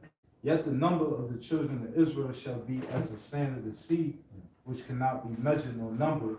And it shall come to pass that in the place where it said unto them, ye are not my people, there it shall be said unto them, ye are the sons of the living God, Yahweh B'Shem Yahushua. Right, so this is the place where it said that the Negroes, Latinos, and Native Americans are not the Hebrew Israelites. We're not the sons of God. Everybody else is the chosen, but the so-called Negroes, Latinos, and Native Americans. But people are in for a rude awakening because of the elder brung out. They want to see the strangeness of the elect salvation. They want to see so-called blacks, Latinos, and Native Americans be ascended up into the chariots of Israel, hidden from the wrath that Yahweh Hashem Yahushua is going to bring. Quick precept. This is 2 Chronicles chapter 36, verse 16, and it says, but they mocked the messengers of the Most High and despised his words and misused his prophets. And that's what's going on right now, man. All right? They mock us, they laugh at us. We could be anything but an Israelite. That's when motherfuckers start to have problems. Right. You know what I'm saying? That's a sign that we are the Israelites. If you really think about it, all right. You could be a Muslim, you could be this, you could be that. Oh, you're an Israelite. Whoa. You know what I'm saying? Now we gotta have. Now people are bringing out scriptures. Now the small hat community is doing videos. Right now you're an extremist group now. You know. You got campaigns, vocab got a continual campaign. I never seen nothing like that, against the Israelites. All right? So these are signs that all right, we are the Israelites, man. Everybody could claim to be the people Right. and claim the covenant, except us. Right. You know. Now when we say, oh, it can't be y'all. Oh, no, Everybody else can. Right. You ask them why it can't be y'all. Well, why it can't be us? Well, they ain't got no real answer. Right? It says, but they mocked the messengers of the Most High and despised his words and misused his prophets until the wrath of the Lord arose against his people till there was no remedy. And that's what the Lord is doing, man. He's gonna, when he makes his return, right? The brother just read Wisdom of Solomon 5:3, it speaks about the strangeness of his salvation. All right, that's when the people are going to really understand, man. That's when the world's going to understand. All right, when we start getting Lord willing of the elect. All right, when we're being beamed up, man. All right, that's when these people are going to get it, man. But in the meantime, man, hey, man, we got to just continue what we're doing, right? And how does the scripture go? The incredulity, Right, bro. All right, that's crazy. Yeah, all right. I got something similar to that. Right? This Second Ezra chapter 7, verse 43. But the day of doom shall be the end of this time, meaning the end of Esau's rulership. The day of our Lord Yahweh Shalom Mashiach is going to be a day of doom, a day of destruction, a day of ruin, a day of darkness and gloominess, a day of bloodshed for all evildoers. It says, but the day of doom shall be the end of this time, but the beginning of immortality for to come, wherein corruption is past. And that's when the elect are going to be changed from mortal into immortal. And how are we mortal now? Because we're in this fleshly bodies that's subject to sin. But when Lord Yahweh Shah returns, we're going to be changed and become mortal, immortal. Now, how are we going to become immortal? Through the Lord's statutes, commandments being put in our living parts. Everyone, besides the elect of Yahweh Hashem Yahushua, the whole world don't believe that we're the chosen people of Yahweh Hashem Yahushua. But all that going to come to an end.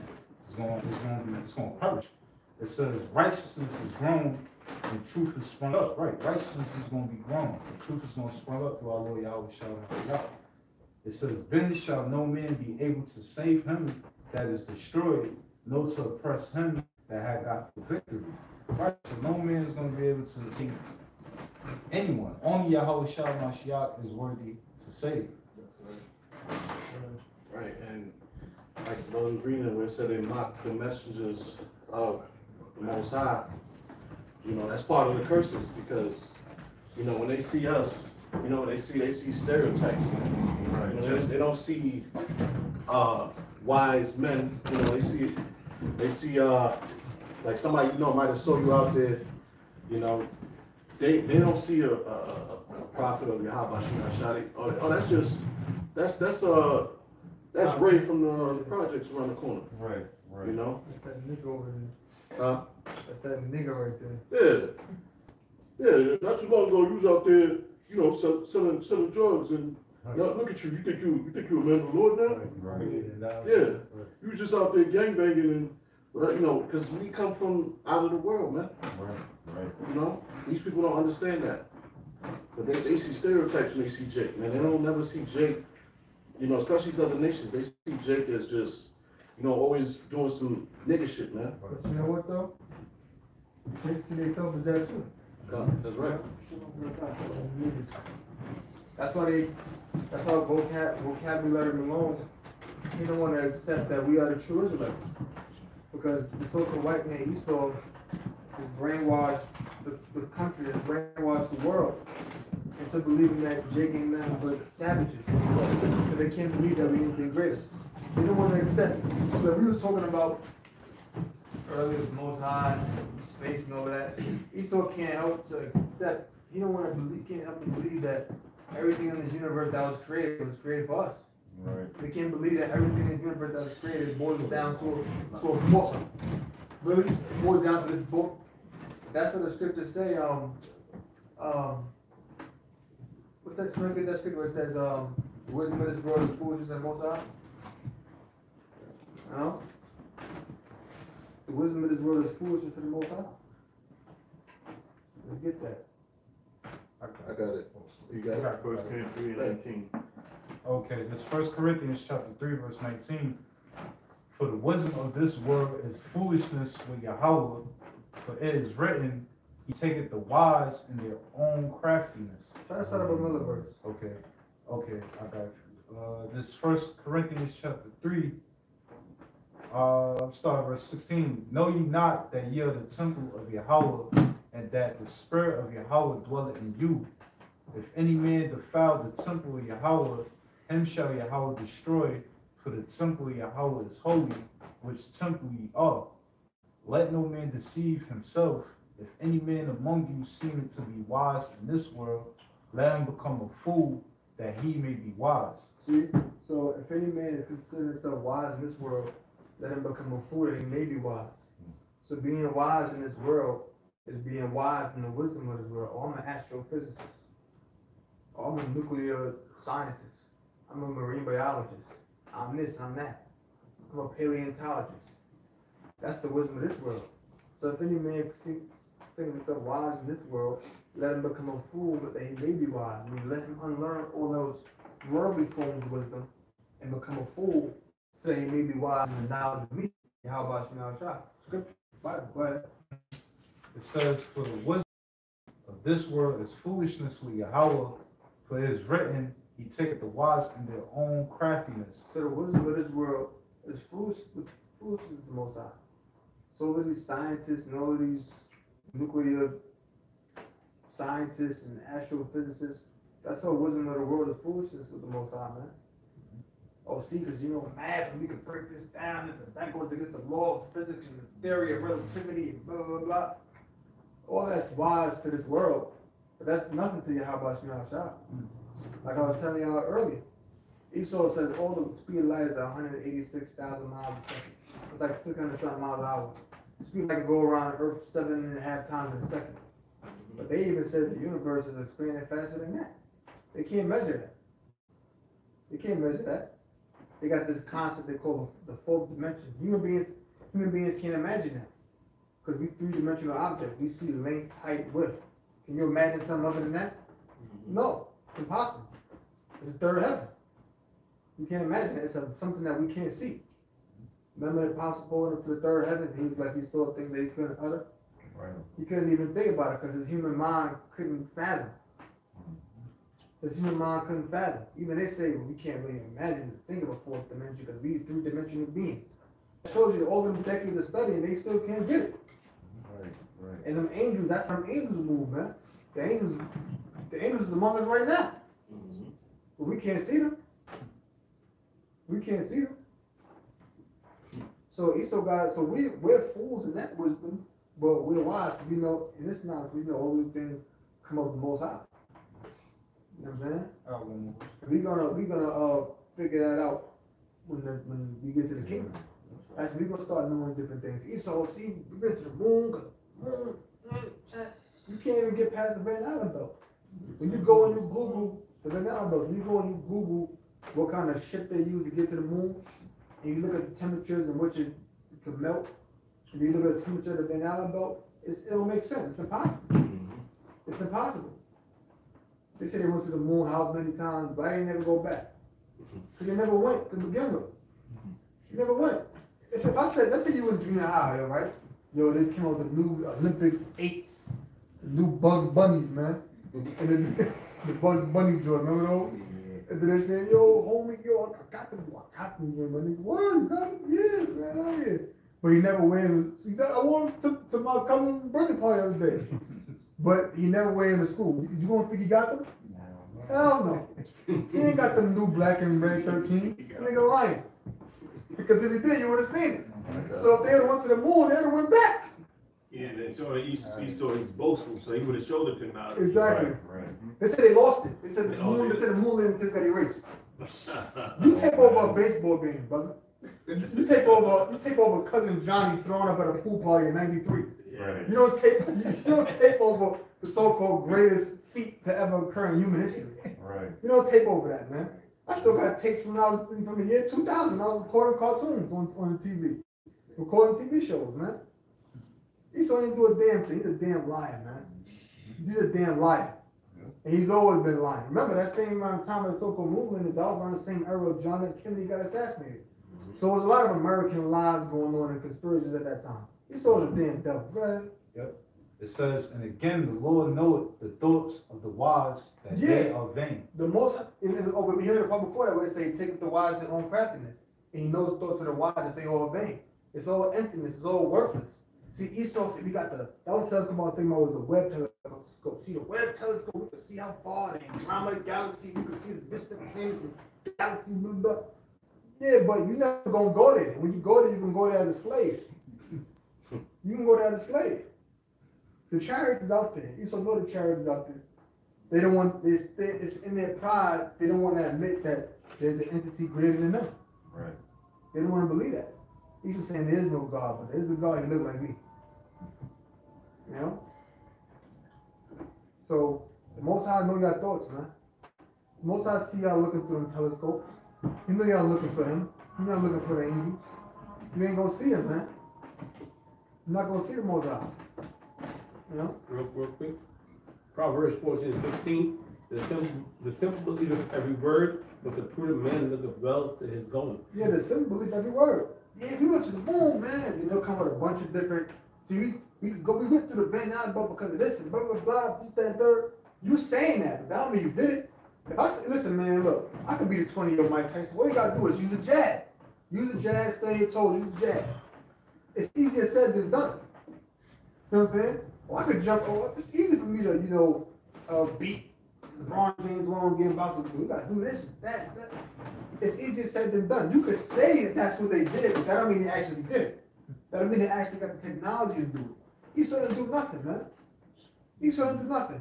The Russians launched Sputnik first. The Russians sent an ape in space before y'all did.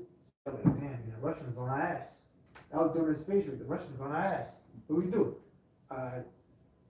We gonna lie and say we went to the moon. That's what we gonna do. We gonna lie and say we went to the moon. You better say it like it's something. We gonna lie and say we went to the moon. That's probably how it went down, too. That's how it went down. Yeah. That's like how it went down. There's even a documentary on YouTube called A Funny Thing Happened on the Way to the Moon. You know what I'm saying? We're gonna lie and say we went to the moon, man. God. Right. Even now, I think 56% of Russians don't even believe it was real. It wasn't real, man. As boastful as Esau is, trust me, they would have had billionaires going to the moon. They would have had a little resort up there for billionaires. Right. They had homos up there, the first homo in space. You know what I'm saying? I'm telling you, they've been up there showing off. And guess what? Why do other countries? For real, they've been up there showing off. They went on space, and they would have people being able to see them in telescopes. Come to NASA, and you can look at them in telescopes. Right? They've been doing all of that. Why no other nation went? Y'all went in the 60s But nobody can go 50-some years later with advanced technology. To confirm something, because, you know, they The Most High got you trapped on Earth, man. You can only get so far in space and you trapped on Earth. That's it. You're only gonna get to somewhere else in chains. Yeah, they so-called went to the moon, but their first rocket that they launched into outer space exploded. Yeah. But you're gonna go and see humans out there. Right. All right, y'all, we humans. And then they was on space just jumping around. And you're on the moon, so jumping around.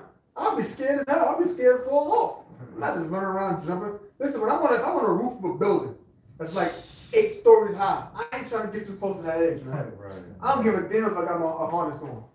I don't care. So they think if I'm on the moon, I'm going to risk jumping up and down. You might get pulled into the depths of space. Yeah. I don't want that to happen. Hell no. Come on, man. You're jumping around carefree. Yeah, bro. Okay. I got something, bro. Okay. This Jeremiah 31, I'm gonna start at 35. Yeah, go ahead. Thus saith the Lord, which giveth the sun for a light by day, and the ordinance of the moon and of the stars for a light by night, which divided the sea when the waves thereof roar. The Lord of hosts is his name, or Yahweh is his name. If those ordinances depart from before me, save the Lord Yahweh, then the seed of Israel also shall cease from being a nation before me forever. So Esau could stop the roll of the moon, the roll of the sun, of all the different things in nature that Yahweh Bashim Shai created. Then the children of Israel would cease from being his people. Now, they may say, ain't that serious, brother. The Bible ain't that much of a big deal. You reach it now. Nah, you gotta remember who's ahead of all of this stuff. So-called Jews. So-called Jews. You think that they don't know what's in the scriptures? Of course they know what's in the scriptures. They're trying to figure it out. They're trying to find a way to find out the secrets of the universe, the secret of nature. Like I remember the other times Black Boss said years ago, he said the Most High gave Esau an impossible task.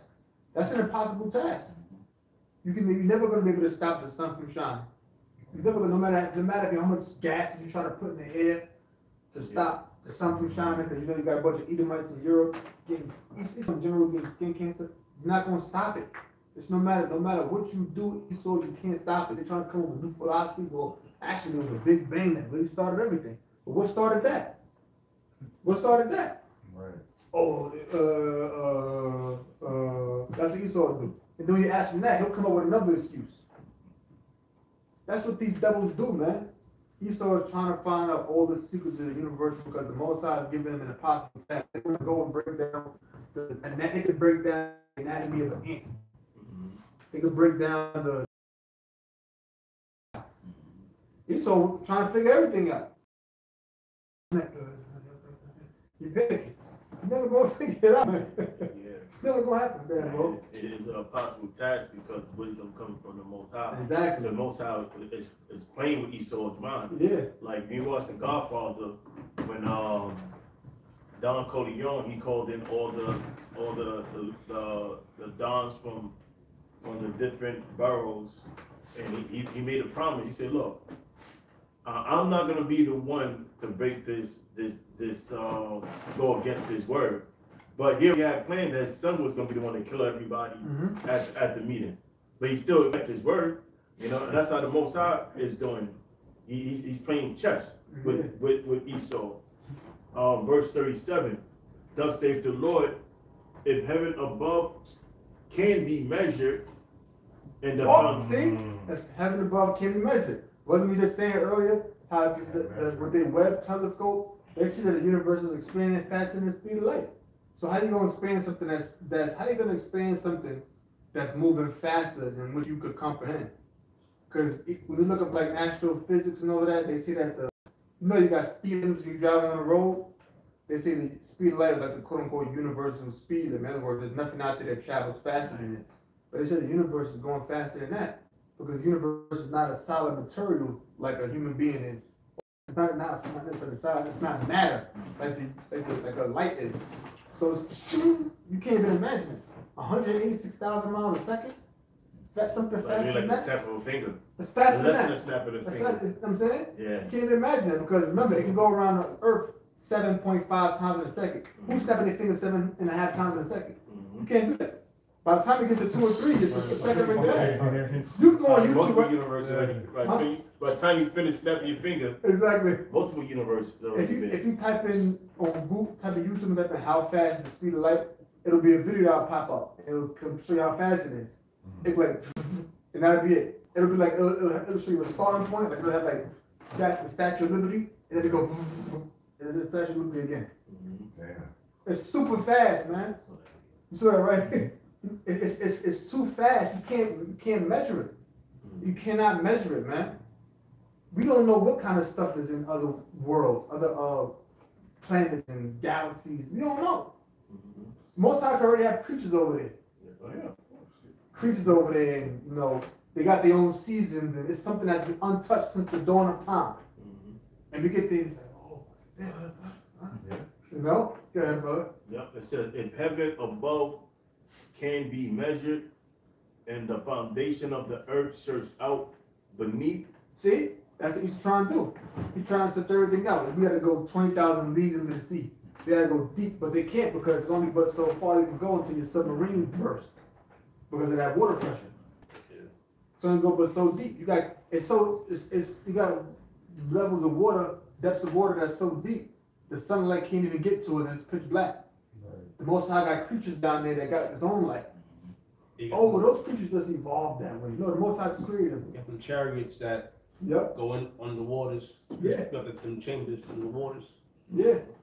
I'm saying, you go deep underwater, you got geysers under there where water's shooting up. Geysers under there.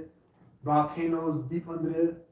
You know, you probably got certain areas. You ever seen like them old, like a cartoon or a movie where they go so deep underwater and they go into like a cave and it's like a whole world under there? Nah, yeah, they have those. You got something like that, man. Yeah. You know what I'm saying? When you go deep into the cave, the water don't go that far no more. And you can like stand up in there. Like an air pocket, like a huge Yeah. air I pocket. remember when I was a little kid, I watched an episode of Johnny Quest and I saw something like that. I never forgot that. I never forgot that. I'm like, yo, man, it's gonna be hot. There's a movie called Journey to the Center of the Earth. It's a new one, I think, but the guy from the Mummy, I forgot his name. But there's an older one, it's an old school one.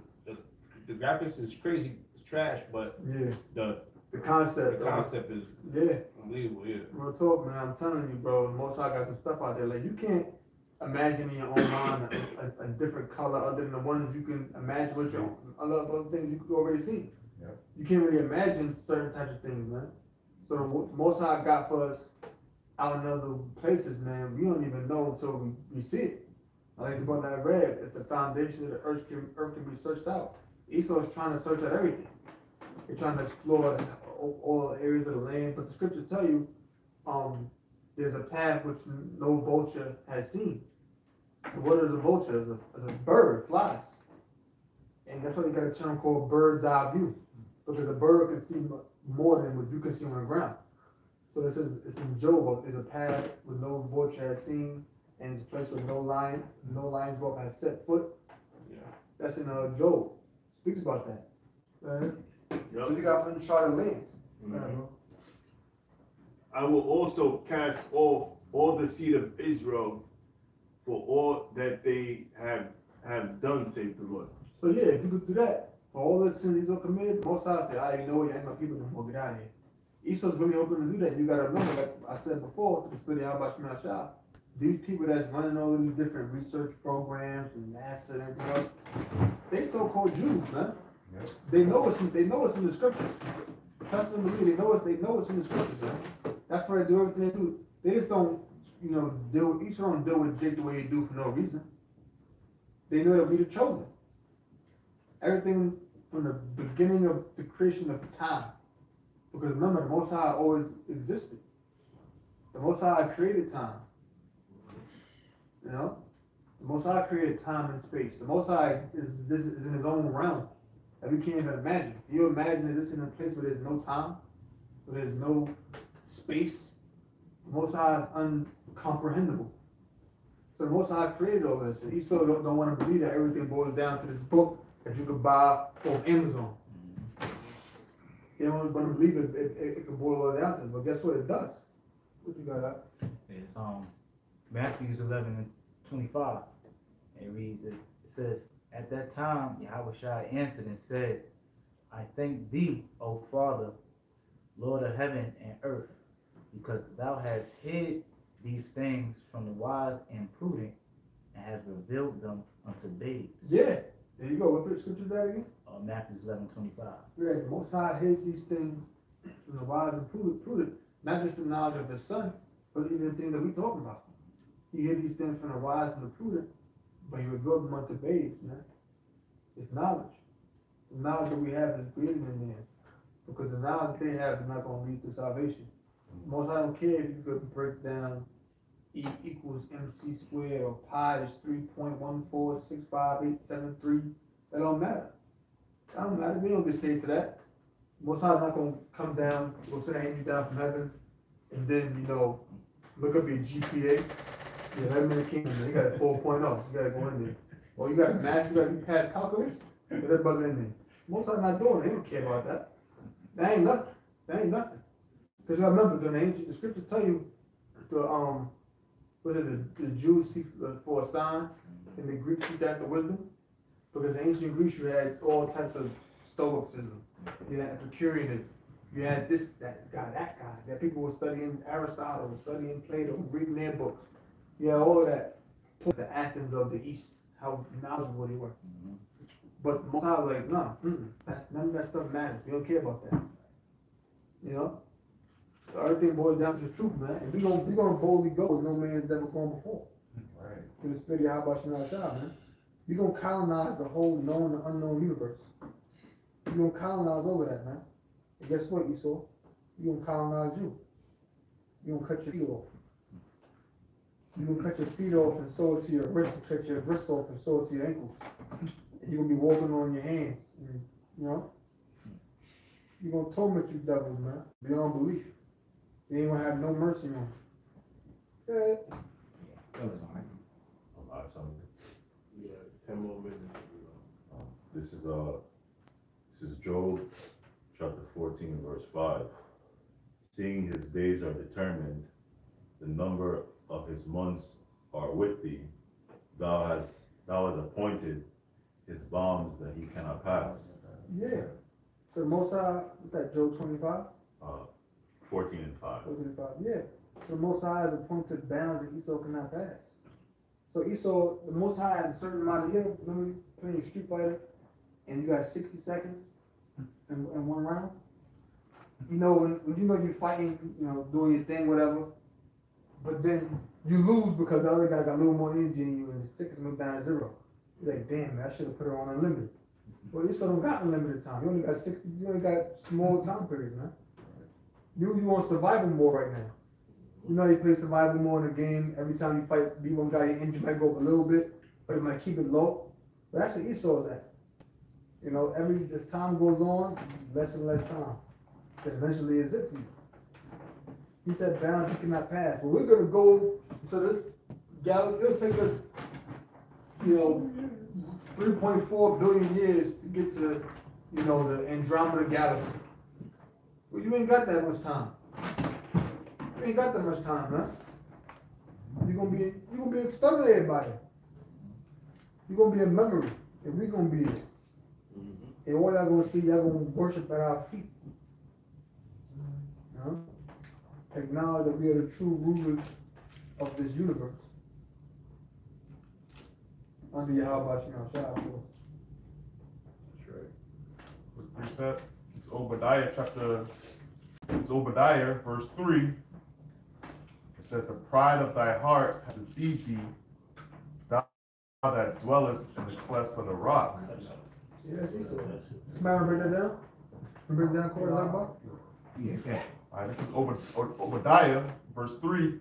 It says, the pride of thy heart hath deceived thee, thou that dwellest in the clefts of the rock. I'm just talking about Esau, okay? Because what Esau is filled with pride. Esau thinks that he is the Most High. So Esau, he's deceived by his own pride. He don't think that he's ever gonna go down. He believes that he's gonna live forever in wickedness. He believes that he's gonna always continue to change the laws of the Most High. All right. What the scripture says his places, his generations. You think that his generation is gonna go on forever? Okay.